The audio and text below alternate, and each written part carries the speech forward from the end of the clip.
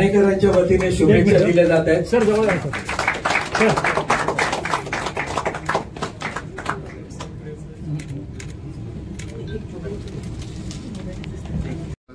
मुंबईसाठी ठाण्या साईडवर येतात जे मुंबईच्या टीममध्ये अंडर-14 असेल ते रणजी ट्रॉफी किंवा आता भारताला तुषार देशपांडे जो खेळला तो पण ठाणे जिल्ह्यामधूनच खेळला.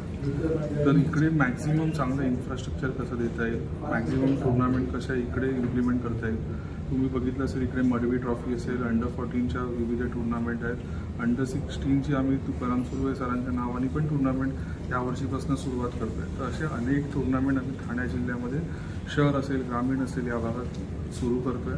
मॅक्झिमम इन्फ्रास्ट्रक्चरवर आमचा भर राहील, कारण शेवटी आमचं मैदान क्रिकेट मुंबई क्रिकेटचा बेस आहे.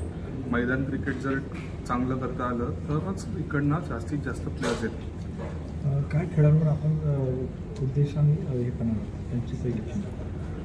खेळाडूंचं आम्ही त्यांना इंडिपेंडेंटली कसं स्ट्रॉंग करता येईल, त्यांचं मानधन कसं, याच्या आधीसुद्धा आम्ही जे BCCI मॅच फी देतं तेच मुंबई क्रिकेट असोसिएशन त्यांना मॅच फी देत आलं आहे. तर खेळाडूंना कसं सक्षम करता येईल, त्यांना कशा नोकऱ्या मिळता येईल. आज आम्ही गव्हर्नमेंट आणि सेमी गव्हर्नमेंट जे ऑफिसेस आहेत त्यांच्याशी जोडले गेले आहोत. तर तिकडे मॅक्झिमम कशा नोकर भरतीसाठी आम्ही ॲज अ MCA त्यांना अप्रोच करू आणि याचा प्रयत्न आम्ही केला आणि लास्ट 20 महिन्यामध्ये आम्ही ऑलमोस्ट एक 40 to 50 लोकांना नोकऱ्यासुद्धा सेमी गव्हर्नमेंटमध्ये करून देतो. एकीकडे खेळाडूंचा विचार होत असताना प्रशिक्षक शासनाच्या कुठल्या योजनेपासून वंचित होतात, त्यांच्यासाठी काय प्रयत्न करतात? जिकडे गव्हर्नमेंटशी बोलता येईल आम्हाला ॲज अ MCA म्हणून आम्ही तिकडे नेहमीच प्रयत्न करतो. कारण MCA आणि सरकार हे म्हणजे कोलॅबरेटिव्हली काम करत आलं. ह्याच्या आधीसुद्धा म्हणजे पवारसाहेब असतील किंवा आधी मनोहर जोशी होते, मग विलासराव देशमुख होते, हे जेवढे राजकीय नेते इकडे होते ह्या लोकांनी एक ती ब्रिज क्रिएट केली आहे मुंबई क्रिकेट असोसिएशन आणि सरकारमध्ये.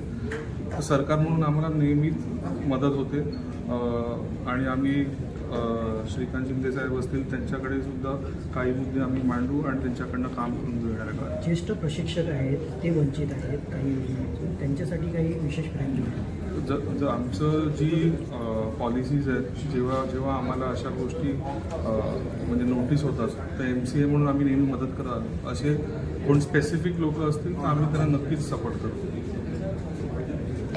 थँक्यू. विकास रेपाळे जे इकडे उपस्थित आहेत त्यांच्याबद्दल आमचे जे काय क्रिकेटचे संबंध आले तर त्यांनी ठाणे म्युनिसिपल कॉर्पोरेशनची जी टीम तयार केली आणि ती टीम गेली 2 वर्ष इकडे मुंबईतलं क्रिकेट गाजवते आणि खास निर्णय अजिंक्य नाईक यांनी तेव्हा घेऊन त्या टीमला एक विशेष सुविधा देऊन त्या टीमला खेळायला दिलं आणि त्या टीमने ते आमचा निर्णय यथोचित ठरवलेला आहे.